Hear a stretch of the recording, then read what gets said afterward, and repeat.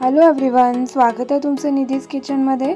आज आपण बनवणार आहोत चिकट न होणारी भेंडीची सुक्की भाजी। चला सुरुवात करूया रेसिपीला। मी पॅन आधीच गरम करत ठेवलं होतं, त्यामध्ये घालूया 2 चम्मच तेल।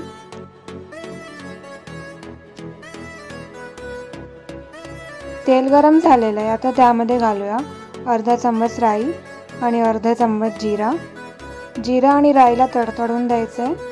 आता त्यामध्ये घालूया एक मोठा साईजचा बारीक चिरलेला कांदा आणि त्याला परतवून घेऊया। ही भाजी बनवताना गॅसचा फ्लेम लो ठेवायचा आहे। आता त्यामध्ये घालूया 7 ते 8 कढीपत्ता, 1 हिरवी मिरची आणि 6 ते 7 लसूणच्या पाकळ्या आणि त्याला परतवून घेऊया। कांद्याचा कलर हलका चेंज होईपर्यंत त्याला फ्राय करून घ्यायचा आहे।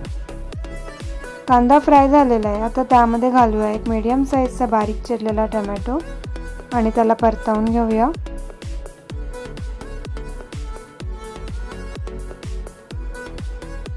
टोमॅटो शिजेपर्यंत फ्राय करून घ्यायचा आहे। टोमॅटो शिजलेला आहे, आता त्यामध्ये घालूया भेंडी।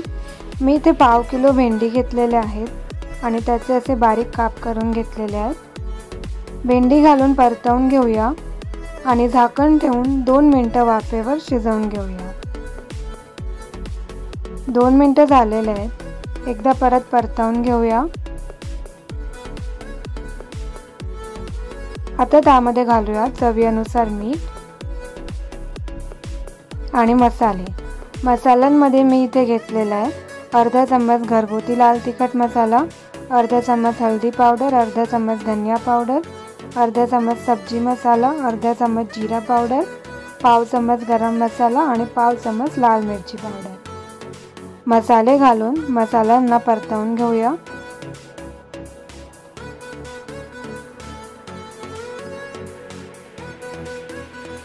झाकण देऊन 10 मिनिटं वाफेवर शिजवून घेऊया।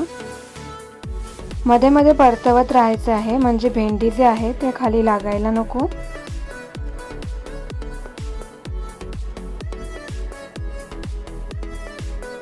दहा मिनिटं झालेले आहेत, भेंडी जे आहे ते एकदम छान शिजलेले आहेत। आता आपण त्यामध्ये घालूया बारीक चिरलेली कोथिंबीर आणि एकदा परतवून घेऊया।